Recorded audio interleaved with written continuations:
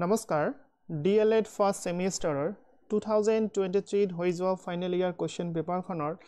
Paper S1.1 ৰ কোৱেশ্চনবোৰৰ মই দুটা ভাগত ভাগ কৰিছো প্ৰথম ভাগৰ ভিডিওটো মই অলৰেডি বনাই দিছো যদি আপোনালোকৰ কোনোবাই এতিয়ালৈকে চোৱা নাই তেনেহলে সেইখন ভিডিও লিংক মই এইখন ভিডিও ডেসক্ৰিপচনত দি দিম আপোনালোকে চাই ল'ব পাৰিব আৰু আজি মই দ্বিতীয় ভাগটো ইয়াৰ পৰা ষ্টাৰ্ট কৰিলো দ্বিতীয় ভাগত মই বাকিবোৰ কোৱেশ্চন লগতে আনসাৰ দিছো আপোনালোকে ভালদৰে চাব আৰু বুজিবলৈ চেষ্টা কৰিব লগতে মই আপোনালোকক সাজেষ্ট কৰিব বিচাৰিম যে যেহেতু পৰীক্ষাত প্ৰিভিয়াস ইয়াৰৰ কোৱেশ্চন পেপাৰৰ পৰা হে 90% কোৱেশ্চন অহা দেখা যায় গতিকে আপোনালোকে পৰীক্ষাৰ আগত প্ৰিভিয়াস ইয়াৰৰ কোৱেশ্চনবোৰৰ আনসাৰবোৰ ভালদৰে সলভ কৰিব তেনেহলে আপোনালোকে পৰীক্ষাত কমন কোৱেশ্চন পাব আৰু লগতে মই আপোনালোকক জনাই দিও যদি প্ৰিভিয়াস ইয়াৰৰ কোৱেশ্চনবোৰ লগতে আনসাৰবোৰ আপোনালোকৰ লগত নাই তেনেহলে আপোনালোকে ডেসক্ৰিপচন বক্সত মোৰ WhatsApp নম্বৰ দিয়া আছে মোৰ লগত যোগাযোগ কৰিব পাৰিব আৰু কালেক্ট কৰিব পাৰিব আৰু লগতে ফাৰ্ষ্ট ইয়াৰৰ নিউ সিলেবাস অনুসৰি নোটছবোৰ বনোৱা হৈছে যদি আপোনালোকৰ কাৰোবাৰ প্ৰয়োজন আছে তেনেহলে ডেসক্ৰিপচন বক্সত দিয়া থকা WhatsApp নম্বৰত যোগাযোগ কৰিব আৰু আপোনালোকে কালেক্ট কৰিব পাৰিব ওকে সো মই এতিয়া ষ্টাৰ্ট কৰি দিছো আপোনালোকে জাস্ট কনসেন্ট্ৰেট কৰিব সো কোৱেশ্চন নম্বৰ 4 ৰ পৰা ষ্টাৰ্ট কৰিলো কাৰণ কোৱেশ্চন পেপাৰত কোৱেশ্চন নম্বৰ 4 ৰ পৰা দিয়া আছে আৰু এটো কোৱেশ্চনৰ মাৰ্কস আছে 4 সো কোৱেশ্চনটো কি দিয়া আছে চাইলো এবাৰ শিশুৰ বিকাশত প্ৰকৃতি আৰু প্ৰতিপালনৰ প্ৰভাৱ সম্পৰ্কে এক বিশ্লেষণ আগবঢ়োৱা ইংৰাজী দিয়া আছে analyse the influence of nature and nurture on development of children okay so কি কৈছে ইয়াত যে শিশু এটিৰ বিকাশত প্ৰকৃতি আৰু প্ৰতিপালনৰ যি প্ৰভাৱ আছে সেই বিষয়ে আমাক আলোচনা কৰিব দিছে ওকে চাও আনসাৰটো কি দিয়া আছে আনসাৰটো হল প্ৰকৃতি আৰু প্ৰতিপালন শিশুৰ বিকাশত গুৰুত্বপূৰ্ণ ভূমিকা পালন কৰে সো আপোনালোকে আনসাৰবোৰ এনেকৈ ষ্টাৰ্ট কৰিব এইখিনিতে মই আপোনালোকক সাজেষ্ট কৰিব বিচাৰিম যে আপোনালোকে এইবোৰ আনসাৰ মুখস্থ নকৰিব বা যিকোনো আনসাৰ মুখস্থ নকৰিব জাস্ট কনসেপচনটো বুজিবলৈ চেষ্টা কৰিব আৰু নিজৰ টেলেন্টৰ পৰা লিখিবলৈ চেষ্টা কৰিব কাৰণ নিজৰ টেলেন্টৰ পৰা আৰু বুদ্ধিৰ পৰা লিখিলেহে সেইবোৰ কোৱেশ্চনৰ আনসাৰত যথেষ্ট মাৰ্ক পোৱা যায় গতিকে মই বুজাই দি আছো আপোনালোকে বুজি ল'ব আৰু নিজে লিখিবলৈ চেষ্টা কৰিব পাৰিলে এইবোৰ নোট ডাউন কৰি ৰাখিব জাস্ট আইডিয়াৰ বাবে ওকে সো আনসাৰটো এনেকৈ ষ্টাৰ্ট কৰিব আপোনালোকে যে প্ৰকৃতি আৰু প্ৰতিপালন শিশুৰ বিকাশত যথেষ্ট গুৰুত্বপূৰ্ণ ভূমিকা পালন কৰে ওকে নেক্সট প্ৰকৃতিৰ প্ৰভাৱৰ ফলত শিশুৰ জিন আৰু বংশগত বৈশিষ্ট্য গঠিত হয় সো প্ৰকৃতিৰ এনেকুৱা প্ৰভাৱ আছে যাৰ ফলত কি হয় এটি শিশুৰ জিন আৰু বংশগত কিছুমান বৈশিষ্ট্য আছে সেইবোৰ দেখিবলৈ পোৱা যায় যেনেকুৱা উচ্চতা বুদ্ধিমত্তা ব্যক্তিত্ব অৰ্থাৎ প্ৰকৃতিৰ প্ৰভাৱৰ ফলত এটি শিশুৰ উচ্চতা বুদ্ধিমত্তা ব্যক্তিত্ব আদিবোৰ প্ৰতিফলিত হয় অৰ্থাৎ নিজৰ বংশৰ ওপৰত নিৰ্ভৰ কৰে আনহাতে প্ৰতিফলনে সো প্ৰকৃতিৰ বিষয়ে আমি পালো প্ৰতিফলনে কি কৰে প্ৰতিফলনে শিশুৰ পৰিবেশ শিক্ষাৰ সুযোগ পৰিয়ালিক অৱস্থা আৰু সমাজৰ প্ৰভাৱৰ জৰিয়তে শিশুৰ আচৰণ আৰু দক্ষতা বিকাশ সহায় কৰে ওকে বিকাশত সহায় কৰে সো ইয়াত কি কোৱা আছে যে প্ৰতিফলন এনেকুৱা এটা বৈশিষ্ট্য হয় যিয়ে শিশুৰ পৰিবেশ শিক্ষাৰ সুযোগ পৰিয়ালিক অৱস্থা সমাজৰ প্ৰভাৱৰ জৰিয়তে শিশুৰ আচৰণ আৰু দক্ষতা বিকাশত সহায় কৰে সো এইবোৰ বিকাশৰ ক্ষেত্ৰত কিহে সহায় কৰে এটি শিশুৰ প্ৰতিপালনে ওকে অৰ্থাৎ লালন পালনে সো শিশুৰ সামগ্ৰিক বৃদ্ধি সামগ্ৰিক মিন্স সম্পূৰ্ণ বৃদ্ধি সো শিশুৰ সামগ্ৰিক বৃদ্ধি সফল হোৱাৰ বাবে প্ৰকৃতিক গুণ আৰু সঠিক প্ৰতিপালনৰ সমন্বয় অত্যাৱশ্যক তো কি কোৱা আছে এটি যে শিশুৰ সামগ্ৰিক বৃদ্ধিৰ বাবে বা সম্পূৰ্ণ বৃদ্ধি হোৱাৰ বাবে প্ৰকৃতি কিছুমান গুণ আছে আৰু সেইবোৰৰ সঠিক প্ৰতিপালনৰ সমন্বয়ৰ অতিকৈ প্ৰয়োজন গতিকে শিশুৰ জীৱন গঠন হ'বলৈ জিন আৰু পৰিবেশ দুয়োটা একে প্ৰয়োজনীয় সো আমি এইখিনিতে এই কথাটোৱে ক'ব পাৰো যে এটি শিশুৰ জীৱন গঠন হ'বলৈ হলে শিশুটিৰ জিন আৰু পৰিবেশ দুয়োটাই সমভাৱে প্ৰয়োজন হয় আই হোপ আপোনালোকে বুজিব পাৰিছে নাও এতিয়া মই পিছৰ কোৱেশ্চনটোলৈ আগুৱাই গৈছো কোৱেশ্চন নম্বৰ 5 এটো কোৱেশ্চনটো 4 মাৰ্কস দিয়া আছিল কোৱেশ্চনটো কি খুদিছে শিশুৰ শাৰীৰিক সঞ্চালনমূলক বিকাশ সুনিশ্চিত কৰিবৰ বাবে শিক্ষকসকলে কেনেদৰে ভূমিকা ল'ব লাগে আলোচনা কৰা ইংৰাজী দিয়া আছে Discuss about the type of role should be played by the teacher for ensuring physical motor development of children. Okay, that means yet কোৱা হৈছে যে শিশুৰ শাৰীৰিক সঞ্চালনমূলক বিকাশ অৰ্থাৎ সঞ্চালনমূলক বিকাশ মানে কি কোৱা হৈছে যে শিশুৰ শৰীৰৰ প্ৰতিটো অংগৰ বিকাশ হ'বলৈ হলে বা সুনিশ্চিত কৰিবলৈ হলে এজন শিক্ষকৰ কি ধৰণৰ ভূমিকা থাকিব পাৰে আপোনালোকে ডিএলএড পঢ়ি আছে ডিএলএড পঢ়ি থকা মানে কি আপোনালোকে শিক্ষক হ'ব বিচাৰিছে আৰু শিক্ষক হলে আপোনালোকে শিশুৰ লগত যোগাযোগ থাকিব লাগিব ষ্টুডেন্টৰ লগত কথা পাতিব লাগিব সো শিশুসকলৰ শাৰীৰিক সঞ্চালনমূলক বিকাশ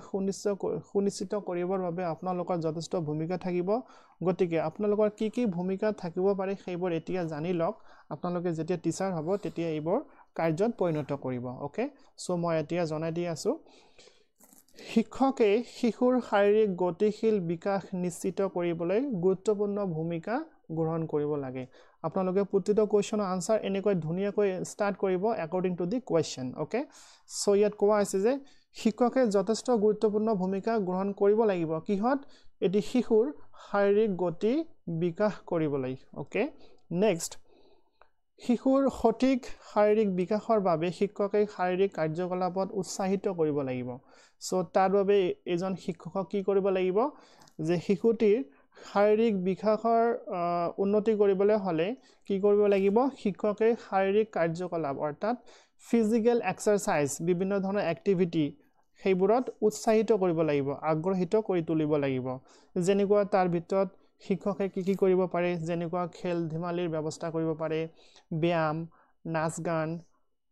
আৰু শাৰীৰিক শিক্ষাৰ জৰিয়তে শিশুৰ শৰীৰ সুস্থ আৰু সবল হয় আৰু লগতে শাৰীৰিক শিক্ষাৰ জৰিয়তে যিহেতু শিশুৰ শৰীৰ সুস্থ আৰু সবল হয় গতিকে এইবোৰৰ এক্টিভিটি অৰ্থাৎ কাৰ্যকলাপৰ সৃষ্টি এজন শিক্ষকে কৰা উচিত বা কৰিব লাগে ওকে নেক্সট দিয়া আছে শিক্ষকে বিদ্যালয়ত ক্ৰীড়া আৰু ব্যায়ামৰ উপযুক্ত পৰিৱেশ সৃষ্টি কৰিব লাগে যাতে সকলো শিশু আকৃষ্ট হয় সো লগতে ইয়া দিয়া আছে যে শিক্ষকে কি কৰিব লাগিব বিদ্যালয়ত খেলা ধুলা আৰু ব্যায়ামৰ উপযুক্ত ব্যৱস্থা কৰিব লাগিব যাতে সেইবোৰত শিশুসকলে আকৃষ্ট হয় বা আগ্ৰহিত হয় ওকে তেতিয়া হিয়তৰ ডেভেলপমেন্ট হ'ব নহয় জানো নেক্সট দিয়া আছে শিশুৰ হাত ভৰিৰ সমন্বয় গতিশীলতা আৰু শক্তি বৃদ্ধিৰ বাবে বল খেল দৌৰ লাফ আৰু ছন্দযুক্ত গতিবিধি প্ৰশিক্ষণ দিব লাগে সো আৰু লগতে ইয়াত কোৱা আছে যে শাৰীৰিক সঞ্চালনমূলক বিকাশ যেটো হ'ব লাগে তাৰ বাবে কি কৰিব লাগিব যে হাত ভৰিৰ সমন্বয় গতিশীলতা আৰু ওকে শক্তি বৃদ্ধিৰ বাবে এইবোৰ বৃদ্ধি কৰাৰ বাবে কি কৰিব লাগিব যেনেকুৱা বল বিভিন্ন ধৰণৰ ফুটবল হওক ভলিবল হওক সেইবোৰৰ ব্যৱস্থা কৰিব লাগে দৌৰ দেন লং জাম্প হাই জাম্প আৰু এইবোৰ খেলাৰ প্ৰশিক্ষণ দিব লাগে হিয়তক শিকোৱাব লাগে তেতিয়া হিয়তৰ হাত ভৰি লগতে শৰীৰৰ বিকাশ হ'ব নহয় জানো ওকে লগতে শিক্ষকে শিশুক স্বাস্থ্যকৰ অভ্যাসৰ প্ৰতি সচেতন কৰিব লাগে যেনে তেওঁলোকে পুষ্টিকৰ খাদ্য গ্ৰহণ আৰু পৰ্যাপ্ত বিশ্ৰাম লয় লগতে শিক্ষকে আৰু কেইটামান কাম কৰিব লাগিব যেনেকুৱা শিশুৰ স্বাস্থ্যকৰ অভ্যাসৰ প্ৰতি সচেতন কৰিব লাগে সো স্বাস্থ্যকৰ অভ্যাসৰ প্ৰতি সচেতন কৰিব লাগে যাৰ বাবে কি কৰিব লাগিব তেওঁলোকে কি কৰিব লাগিব পুষ্টিকৰ খাদ্য গ্ৰহণ আৰু পৰ্যাপ্ত বিশ্ৰাম ল'ব লাগিব এই বিষয়েও এজন শিক্ষকে এটি শিশুক জ্ঞান দিয়া উচিত ওকে শিশুৰ বিকাশত কোনো বাধা দেখা দিলে সৈয়দ কোৱা আছে এটি শিশুৰ বিকাশৰ ক্ষেত্ৰত যদি কোনো ধৰণৰ বাধা দেখা দিয়ে তেনেহলে শিক্ষকে বিকাশ অভিভাৱকৰ সহায় লৈ সঠিক দিশ নিৰ্দেশ দিব লাগে সো ইয়াত কি কোৱা আছে শিক্ষকৰ আৰু এটা ভূমিকা দিয়া আছে যদি কোনো শিক্ষকে দেখা পায় যে এটি শিশুৰ শাৰীৰিক বিকাশৰ ক্ষেত্ৰত বিভিন্ন ধৰণৰ বাধা দেখা দিছে তেনেহলে শিক্ষকে কি কৰা উচিত সেই গৰাকী শিশুৰ অভিভাৱকৰ লগত যোগাযোগ কৰিব লাগিব আৰু হিয়তক পৰামৰ্শ দিব লাগে ওকে নেক্সট হে শিক্ষকে শিশুৰ শাৰীৰিক গতিশীল বিকাশ নিশ্চিত কৰিবলৈ মাতৃসুলভ যত্ন আৰু উৎসাহ প্ৰদান কৰা অত্যাৱশ্যক কোৱা আছে শিক্ষকে এটি শিশুৰ শাৰীৰিক গতিশীল বিকাশ যদি নিশ্চিত কৰিব বিচাৰে তেনেহলে শিক্ষকজনে বা শিক্ষক গৰাকীয়ে কি কৰিব লাগিব মাতৃসুলভ যত্ন ল'ব লাগিব আৰু উৎসাহ প্ৰদান কৰিব লাগিবই আই হোপ আপোনালোকে বুজিব পাৰিছে মই পুনৰ সাজেষ্ট কৰিম আপোনালোকে মুখস্থ নকৰিব আপোনালোকে বুজি লিখিবলৈ চেষ্টা কৰিব ওকে নেক্সট question number 6 এটো question এটা ফৰমাট দিয়া আছে questionটো মই এবাৰ পঢ়ি দিছো বিকাশৰ বিভিন্ন স্তৰত কি দৰে শিশুসকলৰ আবেগিক বিকাশ সাধন হয় আলোচনা কৰা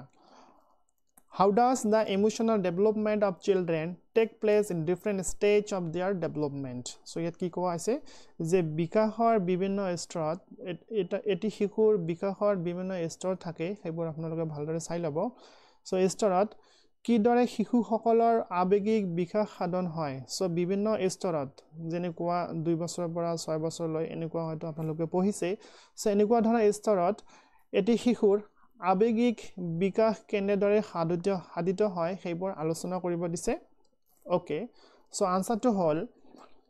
শিশুৰ অনুভূতিগত বিকাশ বিভিন্ন পৰ্যায়ত ঘটে সো বিভিন্ন পৰ্যায়ত হিয়তৰ বিভিন্ন ধৰণৰ কি হয় বিকাশ হয় সো পৰ্যায়বোৰ আমি এবাৰ চাই লও জন্মৰ পৰা 2 বছৰ বয়সলৈ এটি শিশু যেতিয়া জন্মগ্ৰহণ কৰে তেতিয়াৰ পৰা 2 বছৰ বয়সলৈ কি হয় শিশুৱে মাক দেউতাকৰ স্নেহ আৰু সুৰক্ষাৰ প্ৰতি সংবেদনশীল হয় সো 2 বছৰ বয়সলৈকে এটি শিশু কি হয় মা দেউতাকৰ স্নেহ মৰম আৰু লগতে সুৰক্ষাৰ প্ৰতি আকৰ্ষিত হয় ওকে তেওঁলোকে হাঁহি আৰু কন্দা জৰিয়তে অনুভূতি প্ৰকাশ কৰে হিয়তে যেটো কথা ক'ব নোৱাৰে 2 বছৰ বয়সলৈকে সাধাৰণতে কথা বহুতে ক'ব পাৰে আৰু বহুতে নোৱাৰে সো হিয়তে কি কৰে তেওঁলোকে তেতিয়া কি কৰে হাঁহি আৰু কন্দাৰ জৰিয়তে হিয়তৰ মনৰ ভাৱখিনি প্ৰকাশ কৰে ওকে 2 পৰা 6 বছৰৰ ভিতৰত এইখিনি সময়ছোৱাত কি হয় শিশুৰ নিজা অনুভূতি আৰু আনৰ অনুভূতি চিনি পোৱা আৰম্ভ হয় তো যেতিয়া শিশুটো লাহে লাহে ডাঙৰ হ'বলৈ ধৰে 2 বছৰৰ পৰা 6 বছৰৰ মাজত ভৰি দিয়ে তেতিয়া শিশুসকলে কি কৰে হিয়তৰ নিজা অনুভূতি হিয়তৰ নিজৰ অনুভূতিৰে সৃষ্টি হয় সেইখিনি অনুভূতিৰে আৰু আনৰ অনুভূতি চিনি পোৱাটো আৰম্ভ হয় নিজৰ অনুভূতিৰে আনৰ অনুভূতি আনৰ চিন্তা ধাৰণা ভাৱখিনি বুজাত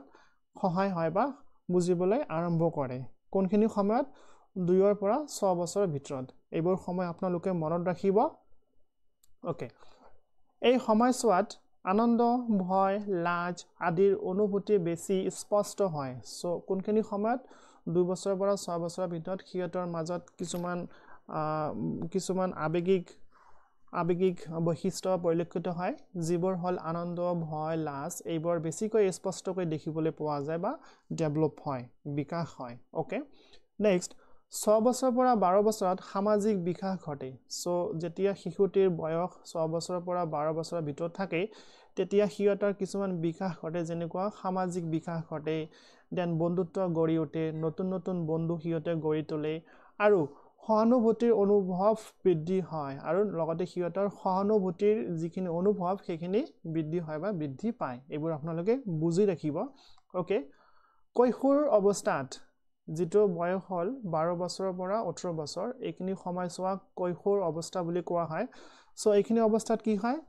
শিশুৰ অনুভূতি অধিক গভীৰ হয় হিয়তৰ যেটো ইমোশন অৰ্থাৎ অনুভূতি সেইখিনি বেছিকৈ গভীৰ হয় আগতকৈ বেছি ডেভেলপ হয় বাঢ়ি যায় স্বাধীনতাৰ প্ৰতি আকৰ্ষণ দেখা যায় আৰু হিয়তে স্বাধীনতা বিচাৰে অৰ্থাৎ নিজে ফুৰিব বিচাৰে বেলেগৰ তলত থাকিব নিবিচাৰে যেতিয়া 12 পৰা 18 বছৰ বয়সত আহি যায় তেতিয়া হিয়তে স্বাধীনতা প্ৰিয় হৈ পৰে ওকে আৰু আত্ম পৰিচয় গঠন কৰাৰ চেষ্টা কৰে আৰু লগতে নিজৰ এটা পৰিচয় দিবলৈ চেষ্টা কৰে যে মোৰ নাম XYZ হয় মই এইখিনি কৰিব পাৰো মোৰ এনেকুৱা টেলেন্ট আছে মই এনেকুৱা ধৰণৰ অৰ্থাৎ নিজৰ পৰিচয় দিয়াটো হিয়তে ভাল পায় কোনখিনি সময়ত 12 পৰা 18 বছৰ বয়স অৰ্থাৎ কৈশোৰ অৱস্থাত সো এইবোৰ সময় আপোনালোকে ভালদৰে মনত ৰাখিব এবাৰ কিমান ধুনিয়া নহয় জানো বহিলে মনত থাকে ভালদৰে বুজিব পৰা যায় ওকে সঠিক পৰিবেশ ভাল শিকনি আৰু মৰমে শিশুৰ অনুভূতিগত বিকাশ সুস্থিৰ কৰি তোলে আৰু যেতিয়া এইখিনি সময়ছোৱাৰ ভিতৰত থাকে তেতিয়া যদি সঠিক পৰিবেশ শিশুসকলক ভাল এটা পৰিবেশ দিয়া হয় ভাল শিকনি দিয়া হয় বুজনি দিয়া হয় মৰম দিয়া হয় স্নেহ দিয়া হয় অনুভূতিগত বিকাশ তেতিয়া কি হয় শিশুটিৰ অনুভূতিগত বিকাশ সুস্থিৰ হৈ উঠে অৰ্থাৎ হিয়তে ভাল পথে আগুৱাই যায় সো এইখিনিতে কি ক'ব বিচাৰিছে যদি এই সময়ছোৱাত যেটো শিশুসকলে স্বাধীনতা প্ৰিয় হৈ পৰে সেইভাবে সিহঁতক যদি এই সময়ছোৱাত যদি সিহঁতৰ পৰিৱেশটো ভাল কৰি দিয়া হয়, ভাল কথাৰ ভাল শিক্ষণ দিয়া হয়, মৰম দিয়া হয়, তেনেহলে সিহঁতে সুপথত থাকি যায় আৰু কুপথত নাযায়। So I hope আপোনালোকে ভালদৰে বুজিব পাৰিছে। Now I move to the next one. Question number 7.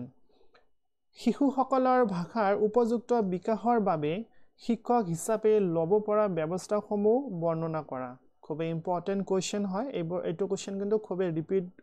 হৈছিল বুলি দেখা গৈছিল প্ৰিভিয়াছ ইয়াৰ কুৱেশ্যন পেপাৰত, আৰু এইটো কুৱেশ্যনৰ মাৰ্কৰ 4 মাৰ্ক হয়। ইংলিছত দি আছে, elaborate the measures that can be adopted as a teacher for proper language development of children. So কুৱেশ্যনৰ মিনিংখিনি কি সুধিছে ইয়াত, শিশুসকলৰ ভাষাৰ উপযুক্ত বিকাশৰ বাবে শিশু যেতিয়া ডাঙৰ হ'বলৈ ধৰিব সিহঁতৰ ভাষাও লাহে লাহে কি হ'ব, বাঢ়িবলৈ ধৰিব, শিকিবলৈ ধৰিব। সো শিশুসকলৰ ভাষাৰ উপযুক্ত বিকাশৰ বাবে সিহঁতৰ ভাষাটোৰ যদি আমি ভালদৰে বিকাশ কৰিব বিচাৰো, উন্নতি কৰিব বিচাৰো, তেনেহলে এজন শিক্ষক হিচাপে আপোনালোকে কি ব্যৱস্থা গ্ৰহণ কৰিব। সো মই পুনৰ আপোনালোকক মনত পেলাই দিব বিচাৰিছো, আপোনালোকে কিন্তু DLED পঢ়ি আছে, শিক্ষক হোৱাৰ যোগ্যতা লাভ কৰি আছে, গতিকে এইবোৰ কোৱেশ্যন আপোনালোকক পাবই লাগিব, বনাই লিখিবই লাগিব, মুখস্থ নকৰিব। সো শিক্ষক আপোনালোকে যিহেতু হ'ব, গতিকে শিক্ষক হ'বলৈ হ'লে আপোনালোকক কেনে ধৰণৰ ব্যৱস্থা ল'ব লাগিব, কিহৰ ক্ষেত্ৰত, এটি শিশুৰ ভাষাৰ উপযুক্ত বিকাশৰ ক্ষেত্ৰত কি ভূমিকা হ'ব পাৰে। ওকে, চাই লওঁ এবাৰ, আপোনালোকে বুজি ল'ব। শিক্ষকৰ ৰূপত শিশুৰ ভাষাগত বিকাশৰ বাবে কিছু গুৰুত্বপূৰ্ণ উপায় অৱলম্বন কৰিব লাগিব। কি কৈছে ইয়াত, শিক্ষকসকলে কি কৰিব লাগিব, এটি শিশুৰ ভাষাৰ বিকাশৰ বাবে গুৰুত্বপূৰ্ণ ব্যৱস্থাটো ল'বই লাগিব। তাৰ ভিতৰত কি কি ব্যৱস্থা কেইটা ইয়াত দিয়া আছে। প্ৰথমতে কি কৰিব লাগিব চাই লওঁ। প্ৰথমতে শিশুক স্পষ্টভাৱে কথা ক'বলৈ উৎসাহিত কৰা উচিত। শিশুক প্ৰথমত সিহঁতক কথা ক'বলৈ দিয়া উচিত, স্পষ্টকৈ ক'বলৈ দিয়া উচিত, যে এনেকুৱা নহয় তুমি নকবা মই কওঁ, মোৰ কথাখিনি শুনা, নহয়। শিশুটিক প্ৰথমত কথা কোৱাৰ চান্স দিব লাগিব, স্পষ্টকৈ যাতে নিজৰ ভাষাখিনি প্ৰকাশ কৰিব পাৰে এনেকুৱা চান্স দিব লাগিব। কাক, এজন শিক্ষকক। গল্প, কবিতা আৰু গীতৰ জৰিয়তে ভাষা শিকোৱা সহজ হয়, আৰু লগতে গল্প ক'বলৈ দিব, কবিতা ক'বলৈ আপোনালোকে দিব, গীতৰ জৰিয়তে নিজৰ ভাষাখিনি প্ৰকাশ কৰিবলৈ দিব, কাৰণ এইবোৰ যেতিয়া প্ৰেক্টিছ কৰিব তেতিয়া সিহঁতৰ ভাষাখিনি স্পষ্ট হ'ব। ওকে, সো এইখিনি হ'ল এজন শিক্ষকৰ প্ৰথম ষ্টেপ। নেক্সট, দ্বিতীয়তে কি হ'ল, শ্ৰেণীকোঠাত মুক্ত আলোচনা আৰু প্ৰশ্ন উত্তৰ চলাই শিশুৰ শব্দৰ ভাণ্ডাৰ বৃদ্ধি কৰিব লাগে। লগতে এজন শিক্ষকৰ আৰু এটা দায়িত্ব আছে যে শ্ৰেণীকোঠাত যেতিয়া ক্লাছ ষ্টাৰ্ট হ'ব, শ্ৰেণীকোঠাত মুক্ত আলোচনা অৰ্থাৎ ফ্ৰী হ'ব লাগিব। কোনো যাতে শিশুটিৰ মনত ভয় ভাৱ নাথাকে, দ্বিধাবোধ নাথাকে, এনেকুৱা পৰিৱেশ এটা গঢ়ি তুলিব লাগিব এজন শিক্ষকে। মুক্ত আলোচনা আৰু প্ৰশ্ন উত্তৰ আৰু বিভিন্ন ধৰণৰ প্ৰশ্ন সুধিব লাগিব। সেইবোৰ প্ৰশ্ন উত্তৰ যাতে শিশুসকলে নিৰ্ভয়েৰে দিব পাৰে, আৰু সেইবোৰ প্ৰশ্ন উত্তৰ যেতিয়া সিহঁতে দিবলৈ চেষ্টা কৰিব তেতিয়া কি হ'ব, সিহঁতৰ শব্দৰ ভাণ্ডাৰখিনি বৃদ্ধি হৈ উঠিব। সো এইখিনি হ'ল আমাৰ শিক্ষকৰ দ্বিতীয় কাৰ্য। তৃতীয়তে এজন শিক্ষকে কি কৰা উচিত, তৃতীয়তে শিশুক ধৈৰ্য সহকাৰে শুনি ভুলবোৰ সহানুভূতিকভাৱে সংশোধন কৰাটো প্ৰয়োজনীয়। লগতে শিশুটি কি কৈ আছে, কেনেদৰে মনৰ ভাৱখিনি প্ৰকাশ কৰি আছে, সেইখিনি শুদ্ধ হৈছেনে নাই ভালদৰে চাব লাগিব আগত। যদি শিশুটি কিবা ভুল কৈছে তেনেহ'লে সেইটো শিশুক ভয় দেখুৱাব নালাগে, ভালদৰে ধৈৰ্য সহকাৰে শিক্ষকে শুনিব লাগিব কথাখিনি। ক'ত ভুল হৈছে, ক'ত ভুল হোৱা নাই, সেইখিনি ধুনীয়াকৈ মৰমেৰে সংশোধন কৰি দিব লাগিব এগৰাকী শিক্ষকে শিশুটিক। ওকে, নেক্সট, চতুৰ্থতে অক্ষৰ চিনাক্তকৰণ, পঢ়া আৰু লিখাৰ অভ্যাস গঢ়ি তোলাৰ বাবে উপযুক্ত পাঠ্য সামগ্ৰী ব্যৱহাৰ কৰিব লাগে। চতুৰ্থতে আৰু এটা কাৰ্য হয় এজন শিক্ষকৰ, যে অক্ষৰ চিনাক্তকৰণৰ বাবে কি কৰিব লাগিব, ভালদৰে পঢ়িবলৈ দিব লাগিব, লিখাৰ অভ্যাস গঢ়ি তুলিব লাগিব, আৰু উপযুক্ত পাঠ্যপুথি বা পাঠ্য সামগ্ৰী ব্যৱহাৰ কৰিব লাগিব। অৰ্থাৎ ক, খ, গ, ঘ, অ, আ এইবোৰ ভালদৰে চিনাক্তকৰণ কৰি দিব লাগিব, সেইবোৰ উচ্চাৰণবোৰ ভালদৰে শিকাই দিব লাগিব, সেইবোৰ পঢ়াৰ সুযোগ কৰি দিব লাগিব, লগতে সেইবোৰ লিখাৰ অভ্যাস গঢ়ি তুলিব লাগিব। সো এনেকুৱা ধৰণৰ কাৰ্যবোৰ এজন শিক্ষকে কৰিব লাগিব। ওকে, লগতে ভাষা শিক্ষাত ক্ৰীড়ামূলক কাৰ্যসূচী অন্তৰ্ভুক্ত কৰিলেও শিশুৰ আগ্ৰহ বৃদ্ধি পায় সো এইখিনিতো কৰিব লাগিব এজন শিক্ষকে তাৰ উপৰিও ভাষা শিক্ষাত কোনো ল্যাঙ্গুৱেজ টিচিংৰ ক্ষেত্ৰত ক্ৰীড়ামূলক অৰ্থাৎ বিভিন্ন ধৰণৰ খেল ধেমালিৰ কাৰ্যসূচী অন্তৰ্ভুক্ত কৰিব পাৰে এজন শিক্ষকে যেইবোৰ সেইবোৰ কাৰ্যসূচীৰ প্ৰতি শিশুসকলৰ আগ্ৰহ বৃদ্ধি কৰি তুলিব লাগিব ওকে নেক্সট দিয়া আছে শিক্ষকে যদি মৰম আৰু উৎসাহেৰে শিশুক সহায় কৰে তেন্তে শিশুৰ ভাষাগত বিকাশ সঠিকভাৱে হয় সো লাষ্ট এনেকৈ দিয়া আছে যে শিক্ষকসকলে যদি মৰম স্নেহ আৰু উৎসাহেৰে শিশুসকলক সহায় কৰে হেল্প কৰে তেনেহলে সিহঁতৰ ভাষাগত বিকাশ সঠিকভাৱে আগুৱাই যায় সো এজন শিক্ষক হিচাপে এগৰাকী শিশুৰ ভাষাৰ বিকাশ কেনেকৈ কৰিব লাগে সেই বিষয়ে ইয়াত ধুনীয়াকৈ দিয়া আছে আপোনালোকে ভালদৰে নোট ডাউন কৰি ৰাখিব ওকে কোৱেশ্চন নম্বৰ 8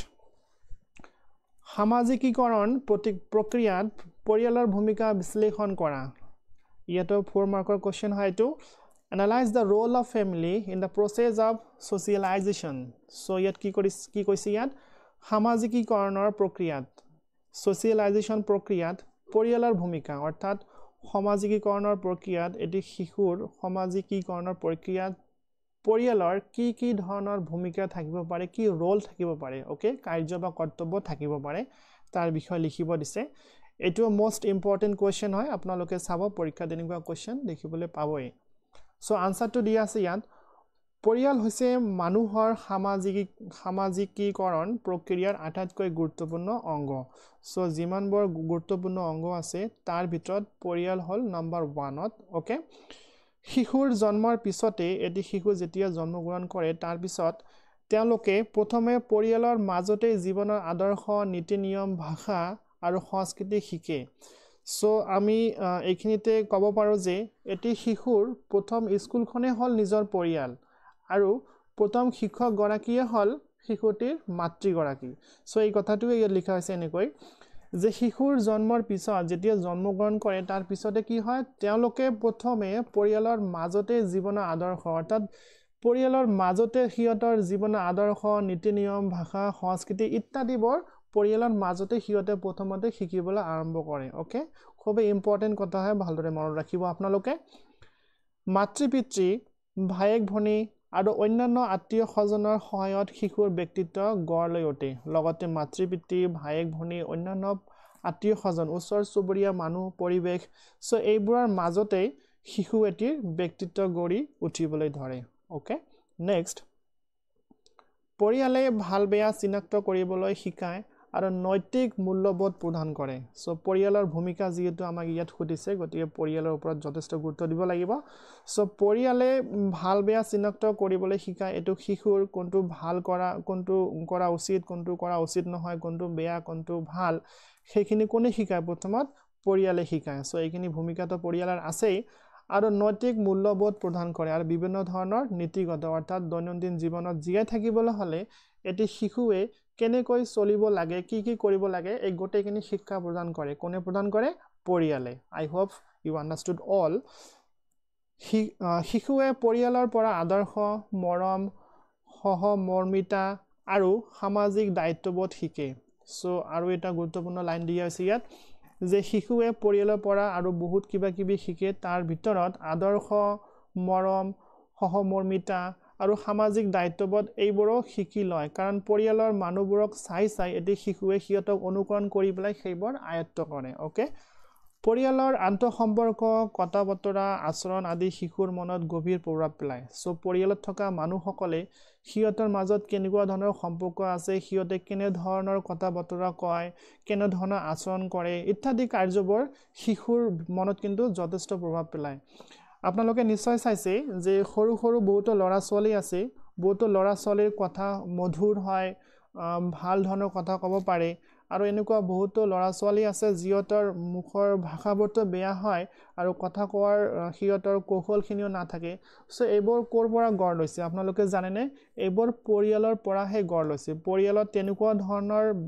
মানে ব্যৱস্থা থকাৰ বাবে তেনেকুৱা ধৰণৰ কথা বতৰা ব্যৱহাৰ আচৰণ থকাৰ বাবেহে শিশুসকলৰ ব্যৱহাৰ বা কথা বতৰা তেনে ধৰণৰ পৰিৱৰ্তন হয় আপোনালোকে নিশ্চয় বুজিব পাৰিছে বিশেষকৈ মাতৃপিতৃয়ে শিশুৰ প্ৰাথমিক শিক্ষা গৰাকী আগবঢ়ায় ওকে কি কোৱা আছে মই অলপ আগতে কথাটো কৈ দিলো যে মাতৃপিতৃয়ে শিশুটিৰ প্ৰাথমিক শিক্ষক হিচাপে আমি বোধ কৰিব লাগে বা জনা উচিত যে শিশু এটি প্ৰথমত শিক্ষা লাভ কৰে নিজৰ মাতৃ আৰু পিতৃৰ পৰাহে আৰু মাতৃ পিতৃ কোন হয় পৰিয়ালে হয় সো পৰিয়াল সুসংগঠিত হলে শিশুৰ সামাজিকীকৰণ সহজ হয় আনকি ভৱিষ্যত জীৱনত সুকলমে আগবাঢ়িবলৈ সহায় কৰে সো ইয়াত কি কোৱা আছে যদি পৰিয়ালটো সুসংগঠিত হয় পৰিয়ালৰ মানুহসকল ভাল হয় শিক্ষিত হয় ভাল আচৰণ ব্যৱহাৰৰ কথা হয় তেনেহলে 100% এটি শিশুৱে সুকলমেৰে জীৱন যাত্ৰাত আগবাঢ়ি যাব পাৰে হেহে পৰিয়ালক সমাজৰ প্ৰথম বিদ্যালয় বুলি কোৱা হয় হেহে কি কোৱা হয় এটি শিশুৰ পৰিয়ালটোৱে হল সমাজৰ বা শিশুটিৰ প্ৰথম বিদ্যালয় আৰু সেইখন বিদ্যালয়ৰ প্ৰথম গৰাকী শিক্ষক হল শিশুটিৰ মাতৃ গৰাকী এই কথাখিনি ইয়াত লিখা নাই মই আপোনালোকক বুজাই দিয়াৰ বাবেহে এক্সাম্পলবোৰ দিছো যাতে আপোনালোকে ভালদৰে বুজিব পাৰে আৰু নিজৰ মগজুৰে বুদ্ধিৰে প্ৰশ্ন উত্তৰবোৰ লিখিব পাৰে this is the question number 9 শিশুৰ অধিকাৰ সুৰক্ষাৰ ক্ষেত্ৰত বিদ্যালয় আৰু পৰিয়ালৰ ভূমিকা সম্পৰ্কে আলোচনা কৰা this is the most important question আপোনালোকে এনেকুৱা ধৰণৰ কোৱেশ্চন পৰীক্ষাত 100% লিখিবলৈ পাবই আপোনালোকে ভালদৰে চাই লব আৰু নোট ডাউন কৰি ৰাখিব বুজিবলৈ চেষ্টা কৰিব Discuss the role of school and family in protection of child right. Question to mark for দিয়া আছে প্ৰতিটো কোৱেশ্চনৰ 4 নম্বৰ কৈ দিয়া আছিল সো কোৱেশ্চনটো আমাৰ পৰা কি খুদিছে যে শিশুৰ অধিকাৰ সুৰক্ষাৰ ক্ষেত্ৰত শিশুৰ কিছুমান অধিকাৰ আছে সেইবোৰ যাতে সংৰক্ষণ কৰি ৰখা যায় তাৰ ক্ষেত্ৰত বিদ্যালয় আৰু পৰিয়ালৰ যি ভূমিকা আছে সেই বিষয়ে আপোনালোকক আলোচনা কৰিব দিছে ওকে চাই লও আনসাৰটো এবাৰ আনসাৰটো হল শিশুৰ অধিকাৰ সুৰক্ষাৰ ক্ষেত্ৰত বিদ্যালয় আৰু পৰিয়াল দুয়োটাই অত্যন্ত গুৰুত্বপূৰ্ণ this is the most important line আপোনাৰ এক্সামিনাৰৰ ইয়াৰ দৃষ্টিভংগী আকৰ্ষণ কৰিবই যদি আপোনালোকে কোৱেশ্চনৰ আনসাৰবোৰ এনেকৈ একৰ্ডিং টু দা কোৱেশ্চন মতে আৰম্ভ কৰে ওকে যে শিশুৰ অধিকাৰ সুৰক্ষাৰ ক্ষেত্ৰত বিদ্যালয় আৰু পৰিয়ালৰ যি গুৰুত্ব আছে সেইটো অত্যন্ত গুৰুত্বপূৰ্ণ হয় ওকে পৰিয়ালে শিশুক স্নেহ সুৰক্ষা খাদ্য বাসস্থান আৰু শিক্ষাৰ সুযোগ দিয়ে সো পৰিয়ালে এটি শিশুক কি দিয়ে আদৰ স্নেহ মৰম দিয়ে সুৰক্ষা বা সংৰক্ষণ কৰি ৰাখে খাদ্য ব্যৱস্থা কৰি দিয়ে বাসস্থান দিয়ে শিক্ষাৰ সুযোগ কৰি দিয়ে ওকে মাতৃ পিতৃয়ে শিশুক সঠিক দিশত পথ প্ৰদৰ্শন কৰি বাল্য বিবাহ শিশু শ্ৰম আৰু শাৰীৰিক মানসিক নিৰ্যাতনৰ পৰা ৰক্ষা কৰিব লাগে সো মাতৃ পিতৃৰ আৰু এটা দায়িত্ব আছে কি দায়িত্ব যে প্ৰথমত শিশুটিক ভাল শিক্ষা দিয়া উচিত বা দিবই লাগিব তাৰ পিছত পথ প্ৰদৰ্শন কৰিব লাগিব ভাল দিশত বাল্য বিবাহ যে কৰিব নালাগে সেই বিষয়ে শিশুটিক বুজাব লাগিব লগতে মাতৃ পিতৃও সজাগ হ'ব লাগিব শিশু শ্ৰম এইখিনিৰ প্ৰতিও বিৰত ৰাখিব লাগিব শাৰীৰিক মানসিক নিৰ্যাতনৰ পৰা ৰক্ষা কৰিব লাগিব অৰ্থাৎ শাৰীৰিক আৰু মানসিক যাতে নিৰ্যাতিত নহয় শিশুটি তাৰ বাবেও মাতৃ পিতৃয়ে যথেষ্ট গুৰুত্ব দিব লাগিব আনফালে বিদ্যালয়ৰ কথা যদি আমি ক'ব বিচাৰো এইখিনিতো আমি পৰিয়ালৰ বিষয়ে পালো বিদ্যালয়ৰ বিষয়ে যদি ক'ব বিচাৰো তেনেহলে বিদ্যালয়ে শিশুক শিক্ষাৰ অধিকাৰ প্ৰদান কৰে আৰু সমতা ন্যায় আৰু নৈতিক শিক্ষাৰ বিকাশ ঘটায় সো মাতৃ পিতৃৰ নিচিনাকৈও বিদ্যালয়ৰ যথেষ্ট ভূমিকা আছে যেনেকুৱা শিশুক শিক্ষাৰ অধিকাৰ প্ৰদান কৰে কোনে বিদ্যালয়ে কৰে সমতাৰ ভাৱখিনি বৃদ্ধি কৰে ন্যায় ভাৱখিনি সিহঁতৰ মনত জগাই তোলে আৰু নৈতিক শিক্ষাৰ বিকাশ ঘটায় কোনে ঘটাইব বিদ্যালয় ঘটায় সো আমি কি বুজাবলো বিদ্যালয় লগতে ফ্যামিলি বা পৰিয়ালৰ যথেষ্ট ভূমিকা আছে ওকে শিক্ষকে শিশু নিৰ্যাতন আৰু বৈষম্যৰ বিৰুদ্ধে সচেতন বৃদ্ধি কৰে সো শিক্ষক ক'ত থাকে বিদ্যালয়ত থাকে সো শিক্ষকে এটি শিশুৰ নিৰ্যাতন আৰু লগতে বৈষম্যৰ বিৰুদ্ধে সচেতন বৃদ্ধি কৰিব লাগে শিশুৰ বৈষম্য যেনেকুৱা লিংগভেদ ছোৱালীবোৰ দুৰ্বল হয় লৰাবোৰ শক্তিশালী হয় এনেকুৱা ধৰণৰ যিবোৰ বৈষম্য ভাৱ আছে সেইবোৰ যাতে শিশুসকলৰ মনত মানে জাগি নাথাকে সেইবোৰ যাতে ভালদৰে বুজাই দিব পাৰে শিক্ষকে তেনেকুৱা ধৰণৰ সচেতনমূলক ভাৱখিনি বৃদ্ধি কৰা উচিত শিক্ষকসকলে ওকে বিদ্যালয়ে সুৰক্ষিত পৰিৱেশ দিব লাগে যাতে শিশুৱে ভয়মুক্তভাৱে শিকিব পাৰে সো বিদ্যালয়ৰ আৰু এটা ভূমিকা দিয়া আছে কেনেকুৱা ধৰণৰ ভূমিকা যে বিদ্যালয়ে সুৰক্ষিত পৰিৱেশ দিব লাগে যেটো বিদ্যালয়ৰ পৰিৱেশ হেতু সংৰক্ষিত হ'ব লাগিব ওকে যাতে যাৰ ফলত কি হ'ব শিশুৱে ভয়মুক্তভাৱে শিকিব পাৰে অৰ্থাৎ বিদ্যালয়ত যাতে শিশুসকলে যাই পেলাই নিজৰ ঘৰখনৰ নিচিনা ভাবে নিজৰ ঘৰখনত যেনেকুৱা নিজৰ মা দেউতা আছে ভাইক ভনীক আছে সিহঁতৰ লগত ফ্ৰীলি থাকিব পাৰে মুক্তভাৱে থাকিব পাৰে সো তেনেকুৱা ধৰণৰ পৰিৱেশ গঢ়ি তুলিব লাগিব কত বিদ্যালয়ত যাতে শিশুসকলে মুক্তভাৱে শিকিব পাৰে ওকে নেক্সট পৰিয়াল আৰু বিদ্যালয়ে একেলগে কাম কৰিলে শিশুৰ অধিকাৰ সঠিকভাৱে সুৰক্ষিত হয় আৰু তেওঁলোকে সুস্থ সবল ভৱিষ্যত গঢ়ি তোলে সো এইখিনিতে আমি কি কনক্লুজন কৰিব পাৰো কি আমি সামৰণি দিব পাৰো যে পৰিয়াল আৰু বিদ্যালয়ে যদি একলগতে কাম কৰে তেনেহলে কি হ'ব শিশুৰ অধিকাৰ সঠিকভাৱে সুৰক্ষিত হ'ব আৰু তেওঁলোকে সুস্থ সবল ভৱিষ্যত গঢ়ি তুলিব পাৰিব আই হোপ আপোনালোকে ধুনীয়াকৈ বুজিব পাৰিছে Now, question number 10. So, এইখিনিতে মই আপোনালোকক জনাই দিও যেটো যথেষ্ট পৰিশ্ৰম কৰি আছো আপোনালোকক বুজাই দিবলৈ যদি ভিডিওটো ভাল লাগে নিশ্চয় আপোনালোকে সাবস্ক্ৰাইব কৰিব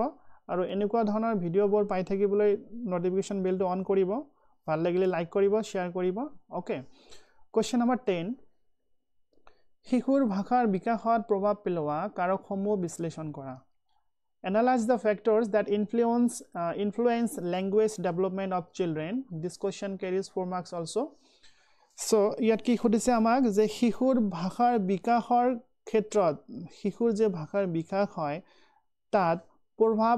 পেলোৱাৰ ভিতৰত বিভিন্ন ধৰণৰ কাৰক আছে সেই কাৰকসমূহ ইয়াত বিশ্লেষণ কৰিব কৈছে চাও কি ধৰণৰ কাৰক আছে ইয়াত উত্তৰটো দিয়া আছে শিশুৰ ভাষাগত বিকাশত বহুত কাৰকে প্ৰভাৱ পেলায় বহুত কাৰক আছে প্ৰথমতে কি দিয়া আছে চাই লও পৰিৱেশ হল আটাইতকৈ গুৰুত্বপূৰ্ণ কাৰক এটি শিশুৰ ভাষাগত বিকাশৰ ক্ষেত্ৰত প্ৰথম কাৰকটো হল পৰিৱেশ ওকে চাও ইয়াত কি দিছে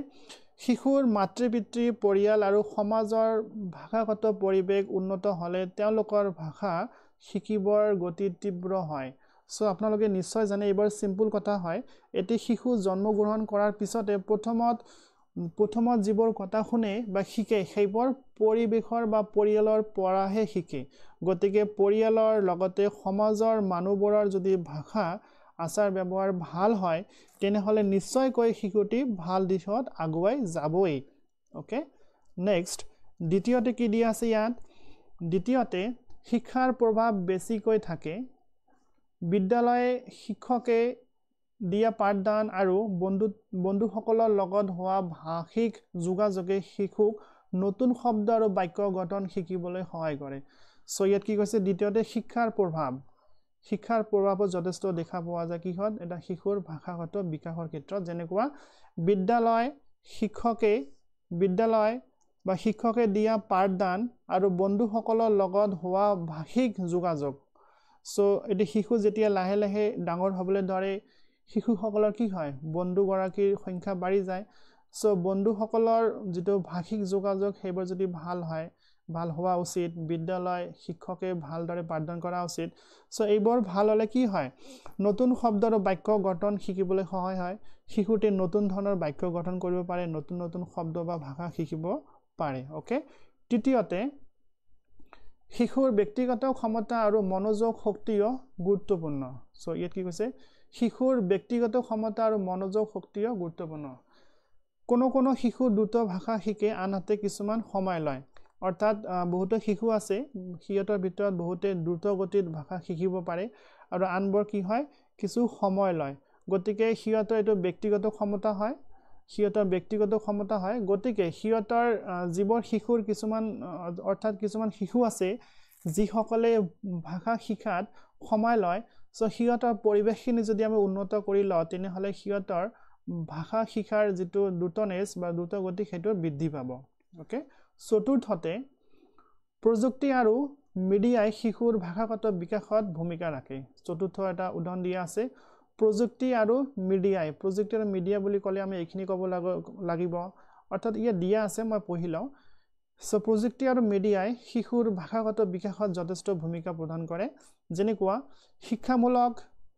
টিভি অনুষ্ঠান গল্পপুথি আৰু খেল ধেমালিয়ে শিশুৰ শব্দ ভাণ্ডাৰ বৃদ্ধি কৰে সো আমি ভালদৰে জানো যেনেকুৱা সোশ্যাল মিডিয়া বা শিক্ষামূলক টিভি অনুষ্ঠান গল্পপুথি খেল ধেমালি এইবোৰ কি কৰে এটা সহায় কৰে কাক শিশুসকলৰ ভাষাৰ ভাণ্ডাৰ বৃদ্ধি কৰাত যথেষ্ট সহায় কৰে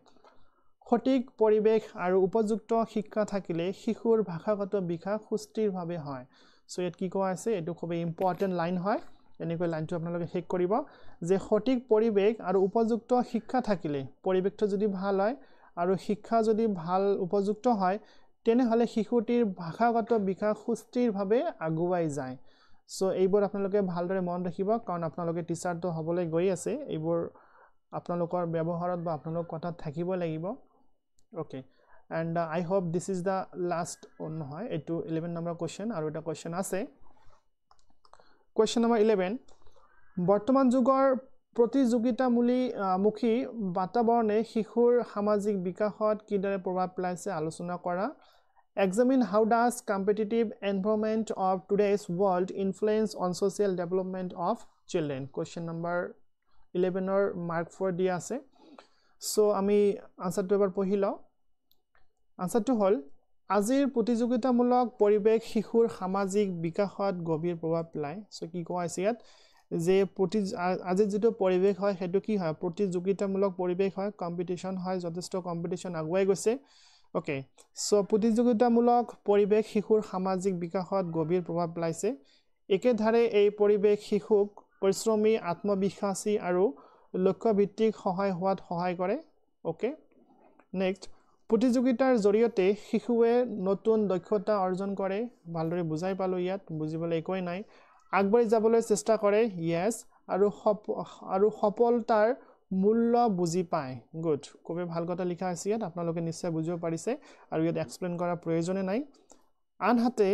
অধিক চাপ আৰু প্ৰতিযোগিতাৰ যুঁজত পৰি কেতিয়াবা শিশুৰ মানসিক চাপ বৃদ্ধি পায় যিয়ে আত্মবিশ্বাস হ্ৰাস কৰিব পাৰে সো অত্যাধিক যদি চাপ হয় চাপ যদি বেছি হয় তেতিয়া কিন্তু ক্ষতি হ'ব পাৰে যেনেকুৱা শিশুৰ মানসিক চাপ বৃদ্ধি পাব তেতিয়া আৰু আত্মবিশ্বাস হেকিনি আছে হেকিনি হেৰাক পাব কমি আহিব প্ৰচুৰ প্ৰতিযোগিতাৰ ফলত কিছুমান শিশু একান্তিক হৈ পৰে আৰু প্ৰতিযোগিতা বেছি হোৱাৰ ফলত আকৌ কি হয় কিছুমান শিশু একান্তিক হৈ পৰে সহানুভূতি আৰু সহযোগিতাৰ মানসিকতা হ্ৰাস পায় অৰ্থাৎ প্ৰতিযোগিতা আকৌ বেছি হলে হিয়তৰ বহুত ধৰণৰ ক্ষমতা বা মানসিকতা কমি আহিবলৈ ধৰে ওকে সেইভাবে কি হল বিদ্যালয় আৰু পৰিয়ালে শিশু স্বাস্থ্যকৰ প্ৰতিযোগিতা আৰু দলীয় চেতনা গঢ়ি তুলিবলৈ সহায় কৰিব লাগে গতিকে শিশুসকলৰ যতে এনেকুৱা ধৰণৰ হেৰাক খবৰ নহয় হৈ না যায় তাৰ বাবে কি কৰিব লাগিব বিদ্যালয় আৰু পৰিয়ালে শিশুৰ স্বাস্থ্যকৰ প্ৰতিযোগিতা আৰু দলীয় চেতনা গঢ়ি তোলা উচিত সঠিক দিশ নিৰ্দেশ আৰু মানসিক সহায় দিলে প্ৰতিযোগিতামূলক পৰিবেশ শিশুৰ সুস্থ সামাজিক বিকাশৰ বাবে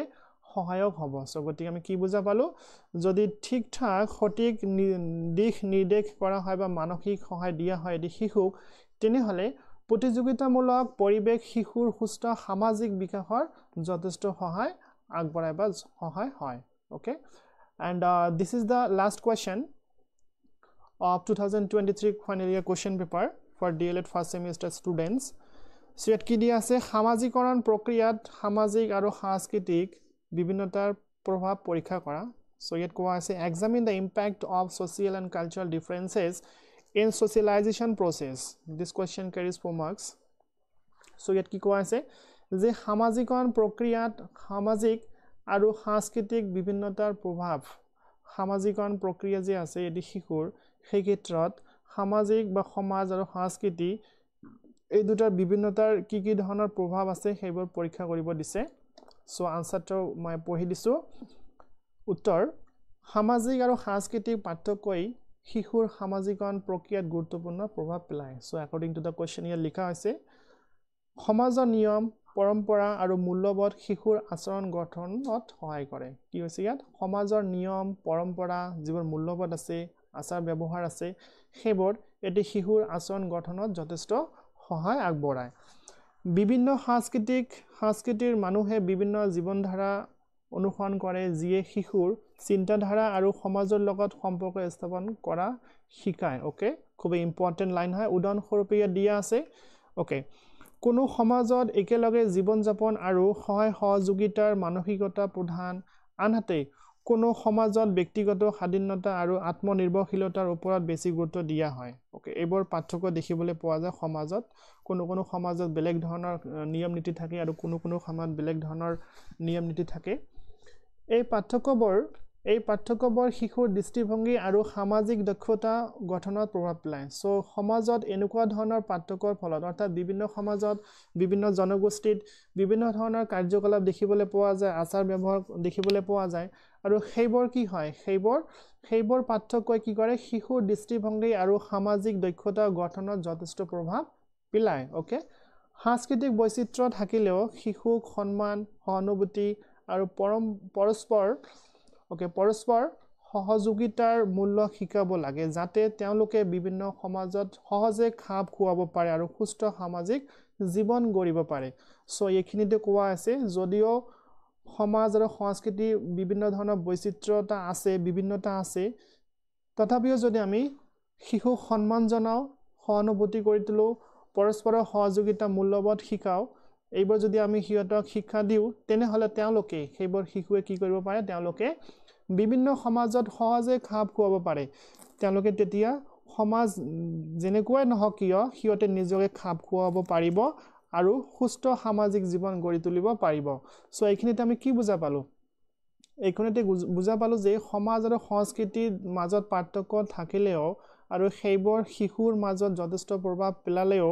শিশুসকলক যদি আমি সুস্থভাৱে আৰু মৰমেৰে ভালদৰে শিক্ষা প্ৰদান কৰোঁ তেনেহলে হিয়তে প্ৰত্যেকে সহজে নিজকে খাপ খুৱাই ৰাখিব পাৰিব আৰু সুস্থ সামাজিক জীৱন গঢ়ি তুলিব পাৰিব সো এইখিনি আছে লাষ্ট কোৱেশ্চন এটো আছে লাষ্ট কোৱেশ্চন সো 2023 যিমান কেইটা কোৱেশ্চন আছিল মই ধুনিয়াকৈ এক্সপ্লেইন কৰি দিলো আৰু মই ইয়াত লিখি দিছো ডিএলএডৰ যিকোনো নোটছৰ বাবে WhatsApp কৰক অৰ্থাৎ ডিএলএড ৰিগাৰ্ডিং ফাৰ্স্ট সেম হওক বা সেকেন্ড সেম হওক যিকোনো ফাইনাল ইয়াৰে হওক আপোনালোকৰ যদি যিকোনো নোটছৰ প্ৰয়োজন হয় কোনো হেল্প হয় আপোনালোকে এই নম্বৰটোত WhatsApp কৰিব আৰু মোৰ পৰা নিশ্চয় আপোনালোকে হেল্প পাব সো মই আশাবাদী যে আপোনালোকে ভালদৰে ষ্টাডি কৰিব ভাল নম্বৰ আনিব পৰীক্ষাত আৰু আপোনালোকে যেটো আশা লৈ ডিএলএড কৰিব বিচাৰিছে যেনেকুৱা শিক্ষক হোৱাৰ আশা সেইখিনি যাতে সফল হয় এইখিনি কামনাৰে মই আজি ভিডিওটো ইয়াতে শেষ কৰিব বিচাৰিছো ভাল লাগিলে মই পুনৰ এবাৰ কৈ দিছো সাবস্ক্ৰাইব কৰি ৰাখি দিব শেয়াৰ কৰিব আৰু লাইক কৰিবলৈ কেতিয়াও নাপাহৰিব ঠিক আছে সো আজিলৈকে এইখিনিয়ে টিল দেন